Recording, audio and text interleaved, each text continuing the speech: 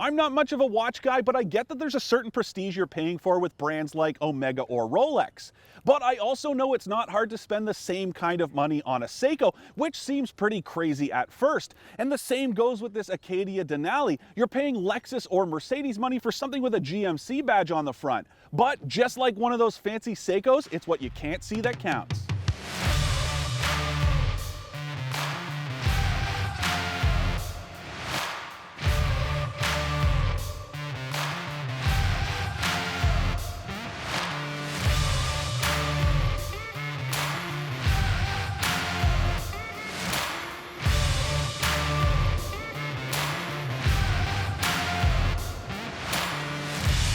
Okay, so let's kick things off with a little context. You know, 60 grand isn't crazy for a mainstream SUV these days, but that's still a lot of money.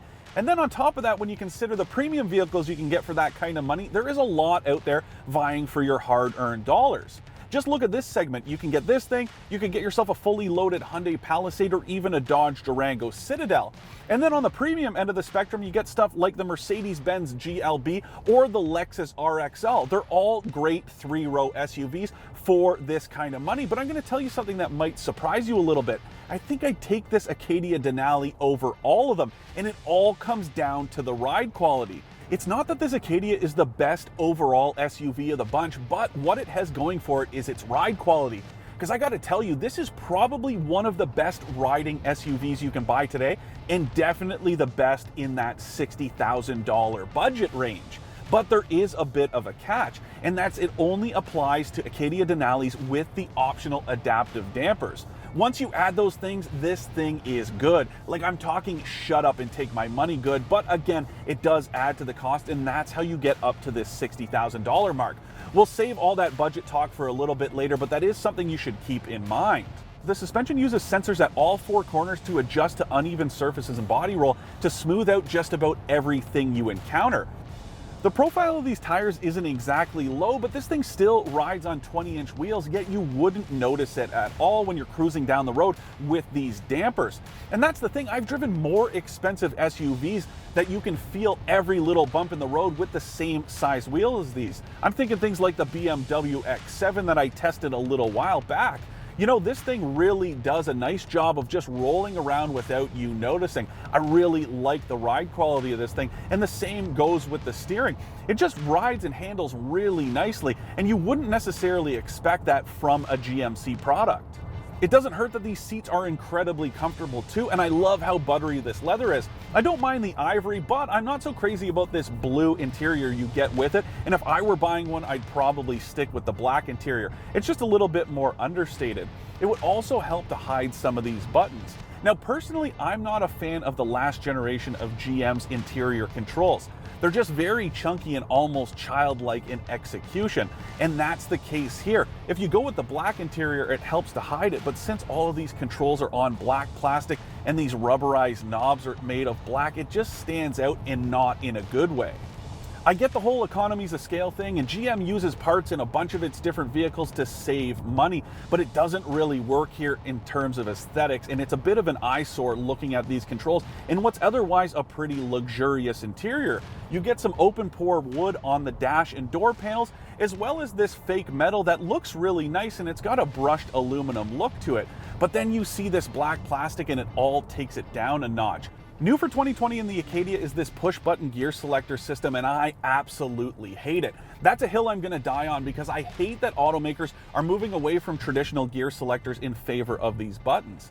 Yes, I get that they clear up some clutter from the console, but they're just not all that intuitive to use, especially a system like this one. You've got triggers for drive and reverse, yet traditional buttons for park, as well as the gear selector when you put it in low range. I do appreciate that you get this extra cubby that passes right through the center console between the driver and passenger seat, but I'm not so crazy about having to use buttons to select gears. The buttons are also an area that really don't feel premium, and if this thing's supposed to compete with something like a GLB or an RXL, those aren't helping its case at all. and that goes for the transmission all the way to the seats, as well as this all-wheel drive Selector. They just don't really feel like they're upmarket and on the same level as some of those premium competitors. Now, speaking of the seats, up here they are heated and ventilated, which is nice to have, and they're heated in the second row. And those second row seats are kind of cool because they're captain seats. You can choose a bench back there, but I suspect most people will be fine having these two separate seats in the back, especially to keep the kids away from each other when you're on a road trip. Now, speaking of being on a road trip, there is a built-in Wi-Fi hotspot, so you can hook up to that, and it works up to 50 feet outside of the vehicle, something that comes in handy if you're camping and the kids want to watch something on Netflix. And that brings us to the back of the Acadia, so we can talk about all the different ways you can fit people and stuff inside. Now, here's the thing. If you need a proper 3-row vehicle, the only choice is a minivan, and this thing is proof. Because if you have this 3rd row upright, there's barely enough room to fit a couple of bags back here. And then there's the whole thing with these seats being a form of torture. Climbing back here is basically impossible for adults, and I can't imagine they're exactly comfortable for kids either. At least there's lots of room in the second row, so you can keep the back ones folded into the floor, and it leaves you with plenty of cargo space to haul your stuff around. If you're shopping for an SUV like this and you don't need that 3rd row, there's always something like the Chevy Blazer, but honestly, I don't think I could buy one just based on the adaptive dampers. I know I've already kind of beaten that point to death, but I just can't get over how silky smooth the ride quality is because of them. The other thing is, this does feel a lot more upmarket compared to that Blazer. The seats are way more comfortable, and the materials used in here just feel a little bit more premium. Speaking of the Blazer, if you missed my review of the RS version from a few weeks ago, now's the perfect time to hit that subscribe button below so you catch all the latest content from the team at autoTRADER.ca. Shameless plug aside, there is a serious correlation between these two, because the Blazer RS and this Acadia Denali share most of the same powertrain components. There's a 3.6 liter V6 that's paired to a 9-speed automatic transmission, and it proves that refinement is scalable, because it's incredible just how buttery that combination is in this vehicle. That's not to say that it's not smooth in the Blazer, but it's just so much better in this thing. The way the transmission shifts, you don't even feel it. The only clue to something happening is that you can hear the revs rise and fall as it runs through the gears. There is one big difference in their drivetrains, and that's the Blazer RS gets a twin-clutch all-wheel drive system, whereas this one gets a more conventional setup. That twin-clutch system is offered in the Acadia, but it's only available in the AT4 model, which is a little bit more of a soft rotor. Something I like about both all-wheel drive systems is that they're completely driver selectable. You can leave them in front-wheel drive if you want, or choose from a few different all-wheel drive modes using this Selector down on the console. But either way, they're perfectly tailored to this powertrain. It's a naturally aspirated V6, so it dishes out torque very smoothly, and it's very progressive. Whether you gently roll onto the throttle or really bury your foot into it, there's tons of progressive power. The way the torque is served is very linear all the way up to the peak that comes in around 5,200 RPM. I really like this engine, though I'm not so crazy about the fuel economy, but we'll save that for a little bit later in the video. Instead, let's continue to talk about the smoothness of this powertrain. Because that transmission shifts so smoothly, you barely notice the transmission running through the gears. It's a really great setup, and I love driving this thing. It's a real treat to cruise around in, and I could spend a lot of time behind the wheel, especially because of how comfortable it is.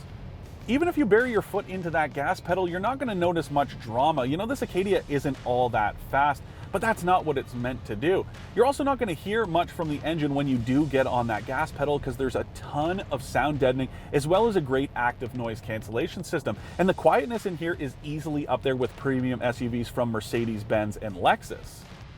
I do wish these brakes had just a little more bite, but pretty much everything else about the way the Acadia Denali drives is perfect. Again, except for that fuel economy. Now, Enercan says this thing's good for around 11.5 liters per 100 kilometers combined, which isn't all that great to begin with. I have been doing a little bit better this week, and I'm just under 11 liters per 100 kilometers combined, but that's still not all that great for an SUV in 2020. Okay, let's run through some of the stuff you get in here. Now, this is the top of the Acadia heap, and there's a lot of content for your money. There's this great infotainment system that runs through an 8-inch touchscreen that's very responsive, and it includes Apple CarPlay and Android Auto, as well as that built-in Wi-Fi hotspot. Then you've got heated and ventilated front seats, heated rear seats, a tri-zone automatic climate control that even features rear seat controls. You've also got a great Bose stereo system, a wireless phone charger, and a bunch of USB ports. Basically all the tech you could want and then some. I also want to talk about advanced safety equipment as well, because I'm usually pretty hard on GM for the way it packages that stuff in its vehicles. It usually only offers them on the upper trim levels, and you still have to pay more on top of that to get them. But this Denali version of the Acadia includes most of it in the price. You've got stuff like lane keep assist, automatic emergency braking, even a head-up display unit, and it's all included in the price. GM will charge you more for adaptive cruise control, but I like the way you get that stuff in the price for this Denali model. It all works pretty well too, and I like how it doesn't interfere too much or make you panic when you're out on the road. It's just very gentle to keep you in your lane or give you a little flash or a vibe of the seat to let you know if you're going to back into something or you're getting a little bit too close to a vehicle in front of you. My tester has a package that includes adaptive cruise control as well as those adaptive dampers, this dual pane sunroof, and a surround view camera system that gives you all kinds of cool views of the vehicle around you when you put it in drive or reverse. There's also this cool digital rear view mirror, and it adds about $4,000 to the price, so it's not exactly cheap, but there is good value there. If you want to pick those adaptive dampers by themselves, well, that'll add $1,500 to the price tag, so a little bit more reasonable. And now is a perfect time to talk about price. This Denali version starts at about $54,000, so it is a big step up from the rest of the Acadia lineup. Then on top of that, you've got that $4,000 options package, and my tester has a premium paint job, which puts it at $60,000 before tax. That is a lot of money, but like I said earlier, it's not out of line for a 3-row SUV like this, especially when you consider this ride quality, because it is far better than anything else for that money.